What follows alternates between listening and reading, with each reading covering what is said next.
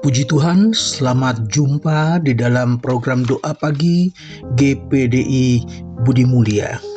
Saudara, kita akan awali pagi yang baru dengan membacakan firman Tuhan.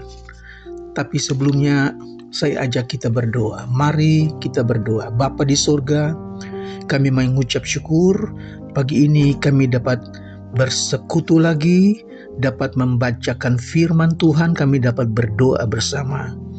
Penuhi hati kami dengan hati yang rindu untuk diberkati dengan hadirat Tuhan, diberkati dengan firman Tuhan. Kami mengucap syukur dan kami serahkan doa pagi ini di dalam nama Tuhan Yesus Kristus. Haleluya. Amin. Puji Tuhan saudara, saya akan bacakan ayat yang terdapat di dalam Injil Lukas pasal 22 ayat yang ke-24. Lukas 22 ayat 24. Terjadilah juga pertengkaran di antara murid-murid Yesus. Siapakah yang dapat dianggap terbesar di antara mereka? Saudara, dalam satu perjamuan malam, murid-murid Yesus bertengkar. Mereka mulai bertanya siapa di antara mereka yang akan menjadi terbesar. Dan ayat 26 katakan, tetapi kamu tidaklah demikian, melainkan yang terbesar di antara kamu hendaklah menjadi sebagai yang paling muda dan pemimpin sebagai pelayan. Sebab siapakah yang lebih besar, yang duduk makan atau yang melayani? Bukankah dia yang duduk makan? Tetapi aku ada di tengah-tengah kamu sebagai pelayan. Saudara, Tuhan Yesus tahu apa yang dimaksud dengan murid-murid. Mereka ingin cari tahu siapa yang terbesar. Kedudukan atau pangkat selalu menjadi inceran banyak orang. Bahkan terjadi juga rebutan dan pertengkaran di dalam murid-murid Yesus. Ini bisa terjadi di mana saja. Karena kedudukan, karena pangkat, bisa terjadi kekerasan dan pertengkaran. Dan ini terdapat juga pada waktu murid-murid Yesus ketika mereka bertengkar, siapakah yang terbesar di antara mereka. Saudara, yang terbesar atau kebesaran yang sejati menyangkut roh dalam batin dan hati. Sifat ini terlihat dalam hidup seseorang yang menunjukkan kasihnya bagi Kristus dalam kerendahan hati yang tulus. Saudara-saudara, Yesus melihat bahwa yang terbesar itu adalah kerendahan hati. Dalam Filipi pasal 2 ayat 2 dan 3, karena itu sempurnakanlah sukacitaku dengan ini.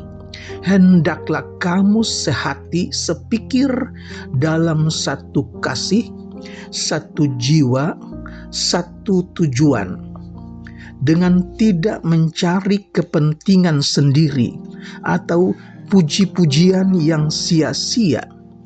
Sebaliknya, hendaklah dengan rendah hati yang seorang menganggap yang lain lebih utama dari dirinya sendiri. Saudara, kebesaran yang sejati yaitu dapat merasa diri sendiri itu lebih rendah daripada orang lain, saudara-saudara. Dan Yesus katakan kita harus memahami bahwa kebesaran bukanlah kedudukan. Kebesaran itu bukan jabatan atau kepemimpinan atau kekuasaan, gelar, pendidikan, ketenaran atau prestasi, yaitu keberhasilan yang besar. Itu bukanlah yang dimaksudkan. Apa yang kita kerjakan bagi Allah, tetapi keadaan rohani kita yang di hadapan Allah. Haleluya, saudara. Kebesaran yang sejati berhubungan dengan kasih yang sepenuh hati dan penyerahan diri kepada Allah. Saya ulangi, kebesaran yang sejati berhubungan dengan kasih yang sepenuh hati dan penyerahan diri kepada Allah. Dan ini menuntut pengabdian dan kesetiaan dimanapun Allah mengutus kita untuk melayani. Karena itu ada dalam pandangan Allah. Jadi yang terbesar dalam kerajaan Allah adalah mereka yang memiliki kasih yang terbesar bagi Allah dan komitmennya kepada firman yang dinyatakannya kepada Allah, saudara-saudara. Nah, dalam Injil Lukas pasal 21 ayat yang ketiga, ketika Tuhan Yesus satu waktu melihat orang-orang di dalam bait Allah memberikan persembahan. Tuhan melihat seorang janda miskin mempersembahkan apa yang dia miliki. Ayat yang pertama, ketika Yesus mengangkat mukanya, ia melihat orang-orang kaya memasukkan persembahan mereka ke dalam peti persembahan. Ayat 2, ia melihat juga seorang janda miskin memasukkan 2 peser ke dalam peti persembahan itu. Lalu ia berkata, "Aku berkata kepadamu, sesungguhnya janda miskin ini memberi lebih banyak daripada semua orang itu. Sebab mereka semua memberi persembahannya dari kelimpahannya, tetapi janda ini memberi kekurangannya, bahkan ia memberi seluruh nafkahnya." Yesus tidak melihat jumlah yang dipersembahkan, tetapi Yesus melihat pengorbanan, saudara-saudara. Yesus berkata, sesungguhnya janda miskin ini memberi lebih banyak daripada semua orang itu, sebab mereka memberi persembahannya dari kelimpahannya.